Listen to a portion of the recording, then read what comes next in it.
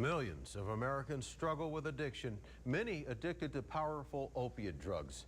WAND's Joe Ostrowski finds out why in the latest segment of our series, Hooked, Cycle of Addiction. Jennifer Bertoni is a proud mom. I have 3 grown children and 1 14-month-old granddaughter. She is my world. She has a lifetime of memories. Like the picture of me and my sister. But almost 20 years ago, those memories took a painful turn. When I was about 28 years old, I had a tooth that was hurting and had a dentist prescribe me Vicodin.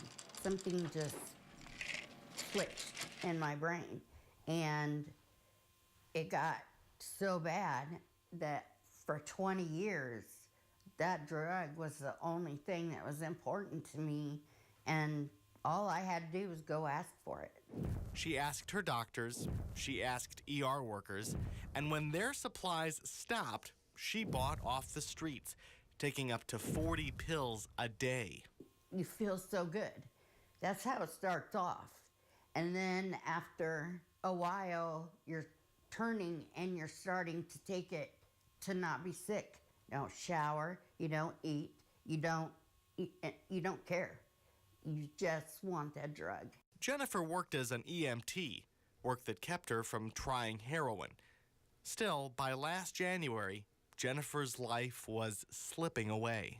State health officials say thousands of people like Jennifer are addicted to opioid drugs. For individuals who are grappling with end-stage cancer or severe pain, opioids are quite literally a godsend. However, if misused or prescribed inappropriately, individuals can become dependent upon them, and that dependency is what we now call, or what we think of as, opioid use disorder. Opioid use disorder is a condition that's exploding, increasing exponentially in the United States. Jerry Cruz leads the SIU School of Medicine. We asked him why the condition is exploding. It starts with prescription pain medications like oxycodone.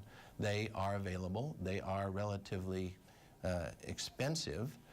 They're produced in large quantities and they're distributed in large quantities. He says some doctors prescribe those meds more than they should, that emergency departments often rely on those drugs, and that families sometimes share leftover painkillers.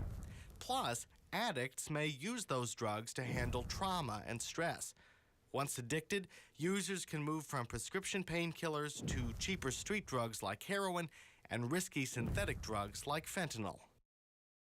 I wanted my kids, I wanted my grandbaby, I wanted my parents in my life. Last year, Jennifer's addiction drove her to a decision. She sought treatment, and in the months since, she's leaned on support from others. I have been in the moment with everything, with my kids, my family, and that feels so good. And she wants to help those who are now where she once was. I know I'm only one person, but I've got, other recovering addicts that are willing to come together and help. But we've got to get going. I mean, we've got to get started somehow. And I think that's going to make such a big difference. In Rochester, Joe Ostrowski, WAND News. If you would like more resources on opiate addiction, look for this story on our website, WANDTV.com.